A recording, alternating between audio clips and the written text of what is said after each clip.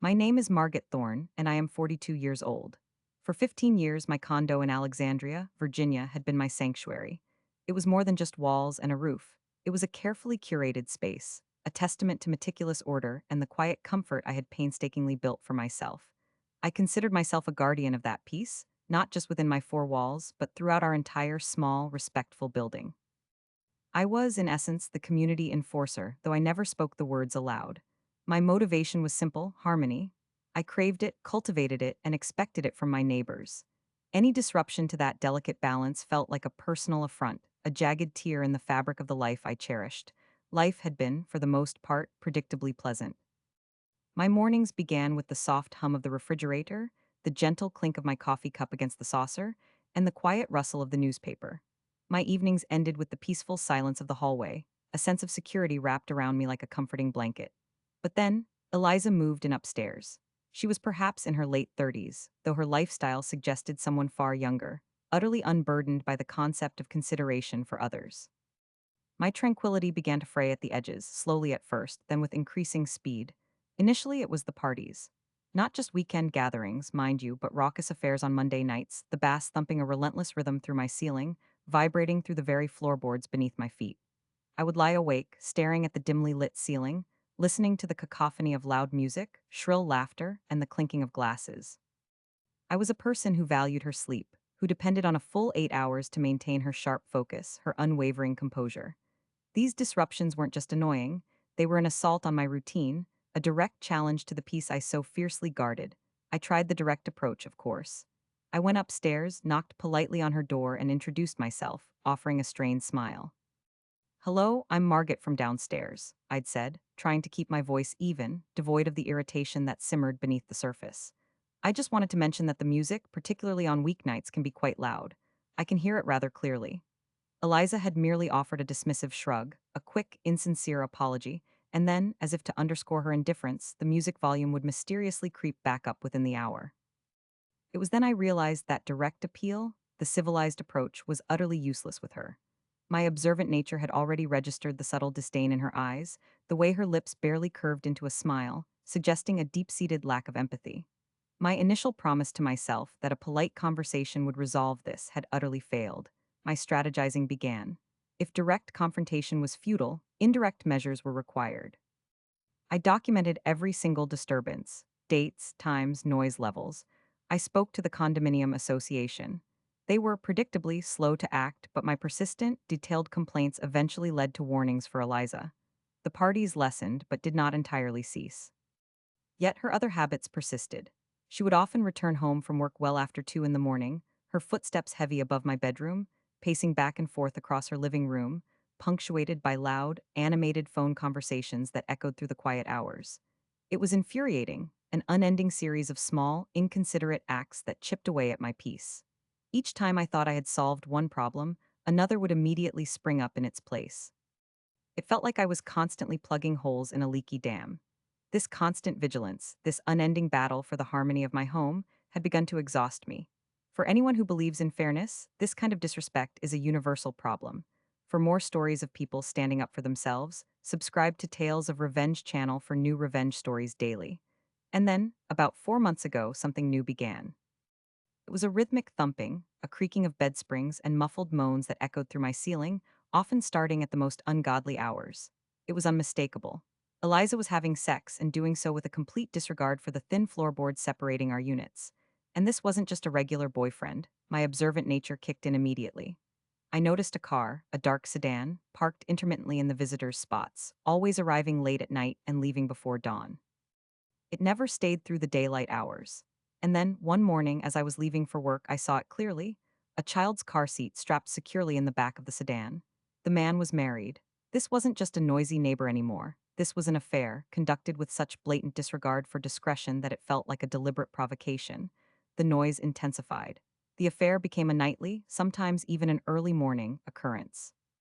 Each night I would lie there, my eyes wide open in the darkness, listening to the sounds that drifted down from above. The creaks, the moans, the occasional muffled shout, they were a relentless assault on my sleep, a direct invasion of my sanctuary. My careful routines crumbled. I found myself perpetually tired, my concentration at work beginning to waver. The clarity of thought that defined me, the sharp focus that enabled my strategizing, was dulled by the ceaseless exhaustion. My meticulous records continued to grow, page after page filled with notations about the precise times the car arrived, the duration of the noise, the specific type of sounds. It wasn't just about my sleep anymore. It was about the utter lack of respect, the brazen arrogance of it all. Eliza was not merely disruptive. She was a blight on the quiet dignity of our community. This was no longer just about me. It was about protecting the very essence of what our building represented, a haven of peace and mutual consideration.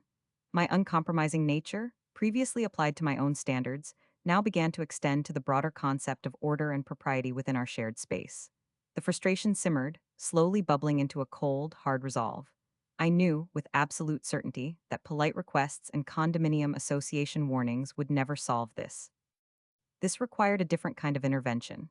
This required action from the community enforcer herself. The question that gnawed at me, keeping me awake even when the noise briefly subsided, was not if I would act, but how. The ceaseless, rhythmic thumping from above became my personal tormentor. It wasn't just a sound, it was an infestation, burrowing into my mind, poisoning the serenity of my home. My initial attempts to simply endure it, to block it out, proved utterly futile. I bought industrial strength earplugs, the kind construction workers use.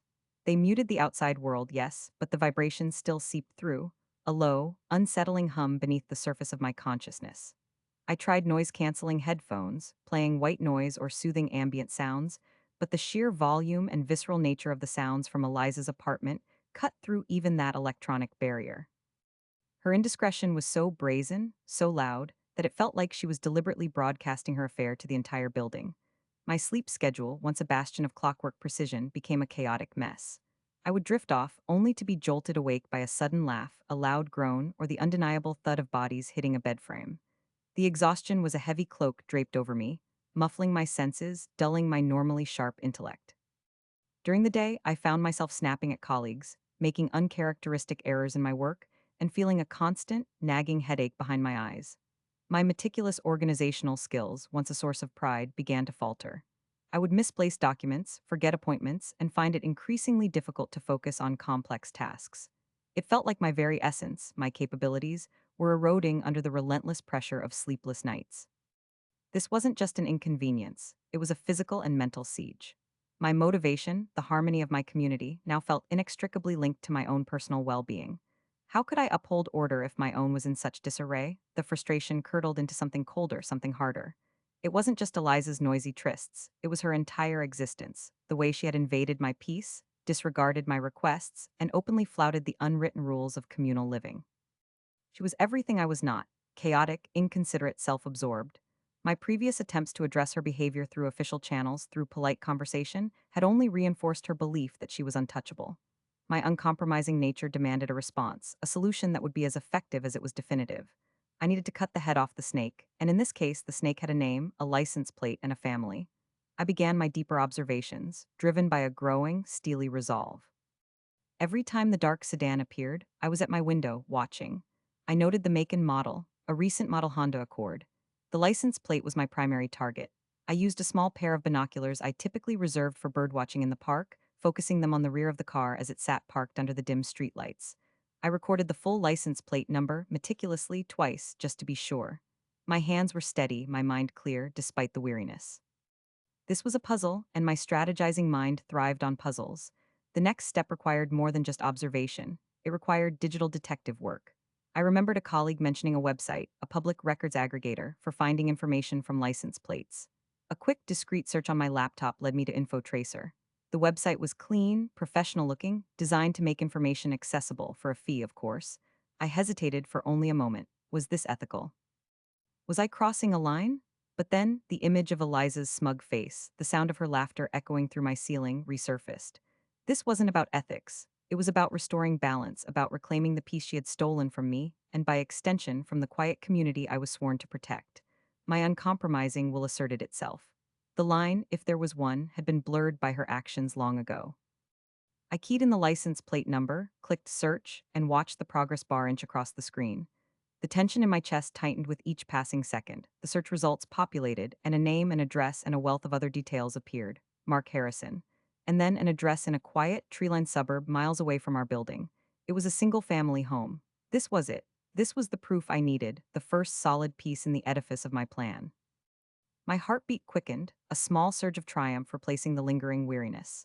This man, Mark Harrison, had a life, a real life that he was jeopardizing with Eliza. Now came the social media part. Armed with the name and location, I moved to the more public domain of Facebook and Instagram. I created a burner email address, then a new, completely anonymous social media account, devoid of any personal information that could link it back to me. It was a blank slate, a phantom digital presence. My observant eye scanned through profiles, searching for Mark Harrison. There were several. I cross referenced the address, then looked for photos. And there he was, smiling in profile pictures, holding a woman's hand, surrounded by two young children. His wife was tagged in many of the photos, Sarah Harrison. She had a warm smile, kind eyes, a family woman by all appearances. The kind of person who would be devastated by a betrayal like this. The kind of person who deserved to know. I scrolled through Sarah's profile. Her posts were typical, wholesome pictures of her children, updates about school events, vacation photos. There were loving tributes to Mark, anniversary posts, declarations of enduring affection. It was a life built on trust, a foundation that Eliza and Mark were systematically dismantling, brick by agonizing brick, and audibly so. The outrage flared within me, a cold fire in my gut. This wasn't just about my sleep anymore. This was about a fundamental violation of trust, a reckless disregard for the lives of others. The community enforcer expanded her jurisdiction. This affair was a disruption not just to my building, but to a family, a true affront to the very concept of harmony. My rock bottom arrived one particularly brutal Tuesday morning. I had been awake for what felt like 72 hours straight, jolted repeatedly by Eliza and Mark's late night acrobatics. My body ached, my eyes burned, and my head throbbed with a dull, persistent pain. I dragged myself to my home office, staring blankly at my computer screen.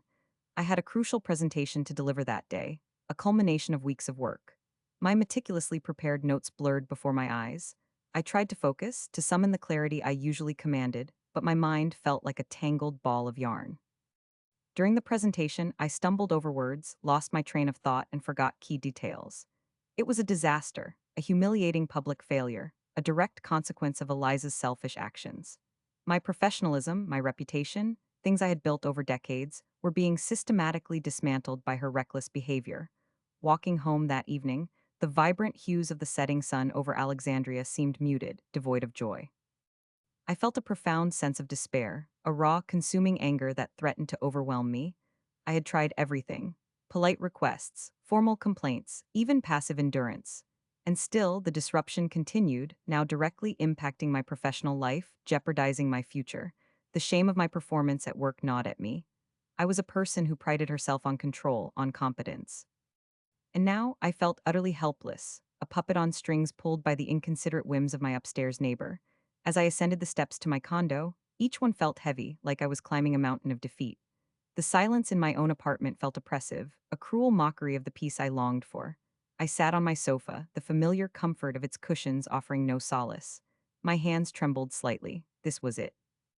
This was the moment where the last vestiges of conventional, right behavior evaporated. My motivation, the harmony of my community, demanded a more forceful, uncompromising approach.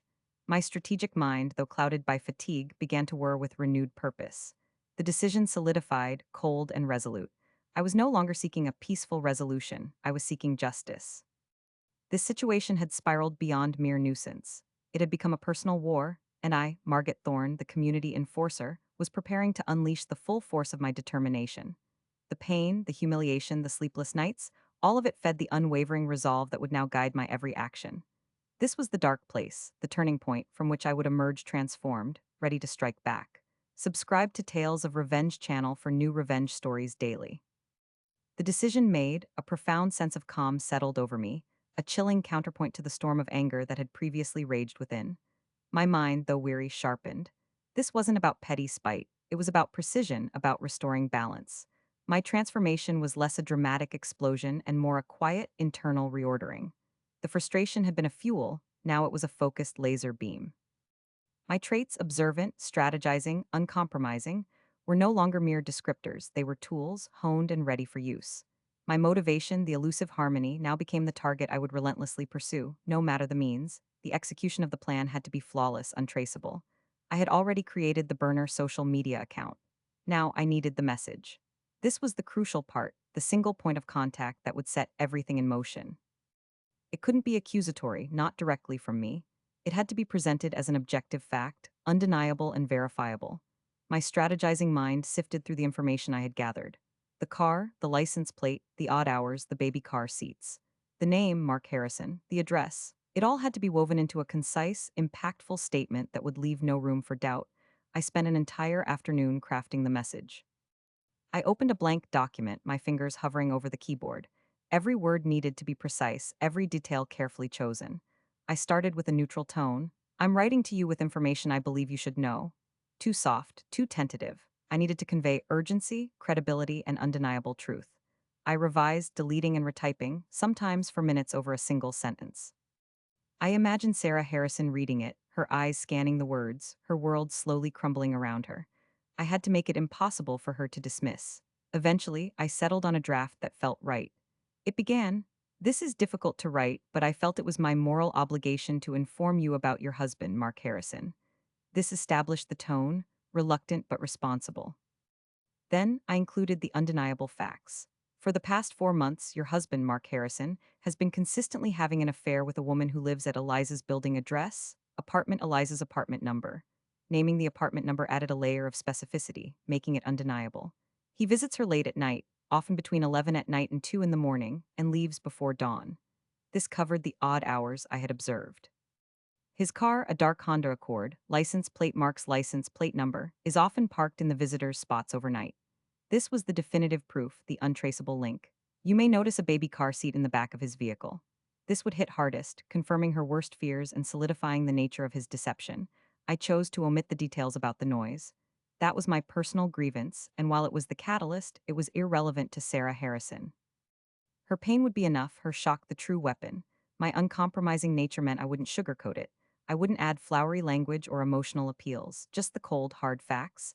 I do not know either party involved personally, nor do I wish to be identified, I concluded. I simply believe you deserve to know the truth. This maintained my anonymity and gave the message the air of a public service, rather than personal vendetta. Once the message was perfected, I logged into my anonymous social media account. I found Sarah Harrison's profile again, her smiling face looking back at me from her profile picture, so innocent, so unaware. A pang, brief and fleeting, of something akin to sympathy flickered within me, quickly extinguished by the memory of my sleepless nights, the humiliation at work, the relentless assault on my peace. I clicked message. My finger hovered over the send button. This was the point of no return. This was the reckoning. My breath hitched, a small intake of air. Then, with a firm press, I sent it. The hours that followed were an agonizing wait. I didn't expect an immediate explosion, but I found myself constantly checking my phone, glancing out the window. My observance was on high alert, every sense tuned to the subtle shifts in the building's rhythm. The silence, when it came, was gradual, almost imperceptible at first. That night, I lay in bed, bracing myself for the usual disturbance. But it didn't come. There were no heavy footsteps, no muffled moans, no creaking bed springs. Just the gentle hum of my refrigerator, the distant whisper of the city. I slept, deeply. For the first time in months, I awoke feeling rested, truly rested. It was a sensation of profound relief, a physical easing of tension that had coiled in my muscles for far too long. The next few days were a quiet triumph. Mark Harrison's dark Honda Accord was nowhere to be seen in the visitors' parking. He simply vanished. Eliza's apartment, once a beacon of raucous noise, became subdued. I observed her coming and going. She moved with a slightly slumped posture, her usual swagger replaced by a subtle air of defeat. Her phone conversations were hushed, sometimes punctuated by what sounded like muffled sobs. She no longer paced her condo late at night. The sound of her footsteps, when they occurred, were tentative, almost apologetic. The Monday night parties were a thing of the past. The harmony had returned, not just to my apartment, but to the entire floor, to the very air of our community.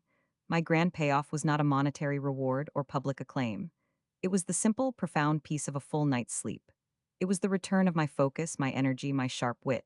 It was seeing Eliza, the embodiment of disruption, reduced to a quiet, solitary figure, stripped of her reckless arrogance. The community was, once again, a place of quiet respect, a haven of tranquility. My role as the community enforcer had been fulfilled, not with a public display of power, but with a precise, strategic strike that restored the balance. The long-term consequences unfolded slowly. Eliza stayed in the building, but she was a different person. The wild laughter was gone, replaced by a strained politeness when she encountered other residents in the hallway. Her apartment remained quiet, almost eerily so. I sometimes saw her staring out her window, a vacant look in her eyes, as if she were contemplating a life that had suddenly and dramatically veered off course. I never knew the full extent of the fallout between Mark and Sarah, but the complete disappearance of Mark from Eliza's life suggested a thorough and painful reckoning. I had no regrets. My motivation was always the restoration of peace, and that goal had been achieved. The means, while unconventional, had been necessary. My uncompromising nature understood that sometimes, extreme measures are required to protect what is truly valuable. There was, however, a subtle, lingering thought. One evening, months after the affair had ended, I saw Eliza in the lobby. She was retrieving her mail, her back to me. As I approached, she turned and our eyes met. For a split second, something flickered in her gaze, a flash of suspicion, a faint recognition, as if she was piecing together something she couldn't quite articulate. My heart gave a tiny lurch, but my expression remained neutral, impassive. I simply offered a polite, almost imperceptible nod and continued on my way. She looked away first, her shoulders slumping just a fraction. It was a fleeting moment, easily dismissed as paranoia, but it left a faint impression, a tiny crack in the perfectly restored peace. It was a reminder that even when justice is served, the shadows of actions, however justified, can sometimes linger. My sanctuary was restored, but the quiet vigilance of the community enforcer remained, ever watchful, ever ready. Subscribe to Tales of Revenge channel for new revenge stories daily.